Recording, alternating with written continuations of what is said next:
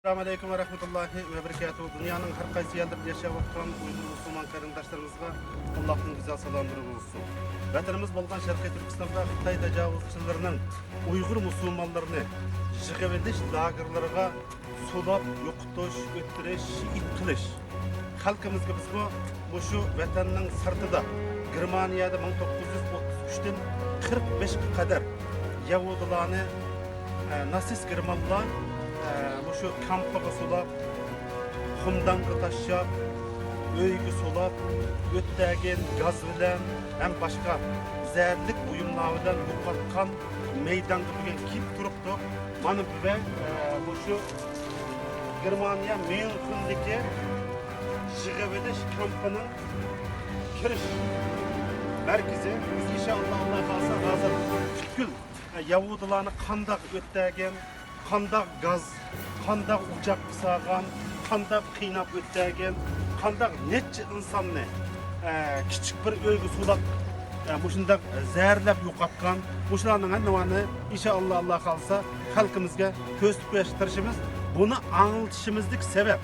Vatanımız bolgan Şarkı Türkistan'daki Xitay tecavüzçilerinin Uyghur Müslümanlarga kılıvatkan zulümü hem muş kamplarga sulap milyonlagan insanlarımızda zärlep yo'qotishning planlarini qilib atqanligi hem xumdan köydürdiğen uçak, ceset köydürdiğen mushundaq urlarni yasab xalqimizni vahima ostida gap qilinmaydigan halga tushganligi uchun biz mana bugun o'sha Germaniyaning Myunxen shahridagi mushu Yahudilarni köydägen şu kampa kirdik.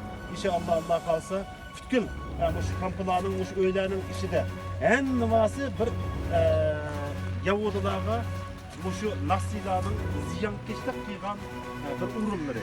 En nivası yazma var, xet var, yani Dachau deydi.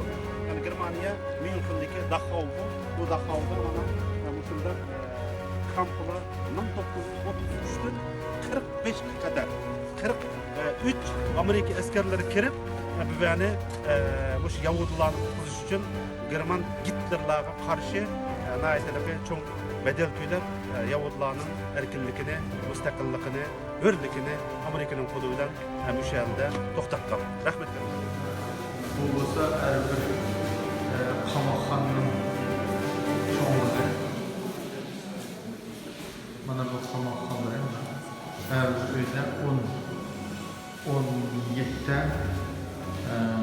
adam qamalgan ekan. Cho'ngroq uylarda 19. Tamam bu bo'lsa qamoqqa ishlaydigan alyumni kurishga taqsam qo'shib. Demek şokti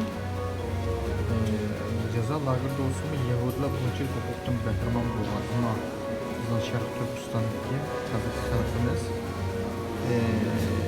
zərlik plastik qaçlarda tamamlayıb vardı. Hatta tamaqları zər silib kişilərin suyu güzardı. Hər xil kesillər giriftar qılındı.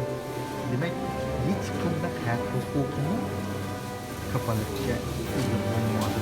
Adamilik bir insanlık bir hüquqdan faydalanış hüququn verilmədi Xitay təcavüzü. Bu şu vaxtki lager qamalgan Yahudilarning özləri ishintishga nasoslar yo'l qo'ygan uskunda, ya'ni satrashlar saqalog'och, chachag'och cho'chqalar. Demak, bu kishi huquqidan bahrilantirilgan demek uchun, hattoki tish bosqichi cho'chisi demek uchun. Mana bu qarindoshlar o'z vaqtidagi jazo lageridagi Yahudilar yatgan karvatlarniki demek şu anımızda küçük durum olsun da şekilde yavaş karvatı insanlar yapıyor.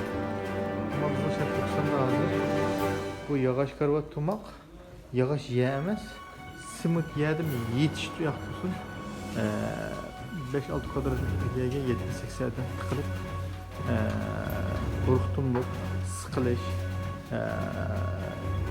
bir rahat bir bir şekilde dem alanmaslık şekilde mi? Nurga insanlarımız çarçaf şekilde uyup gitip kaldığı şey kullanıyor. Selamünaleyküm ve rahmetullahi ve berekatuhu. Ezberlerim arkadaşlar. Şu yavrularla şu kampımız olan 6 milyon adamın cesedi sebep olan kundandıgidek bir yer bu. Bundan bir 6 milyon adamın bu şey yokluğu basıyla. Yani kitle. 6 milyon adamın genel şu kundandıgidek yerde çünkü yazılan tek şu, altının adamın genel sebep olan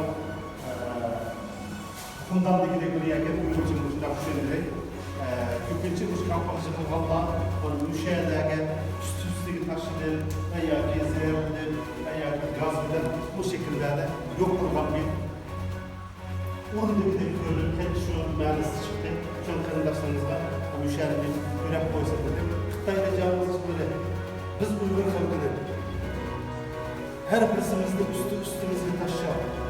Muşunda yok kıykandı. Üstümüzde bizince yok üretiyor daha yaxşı.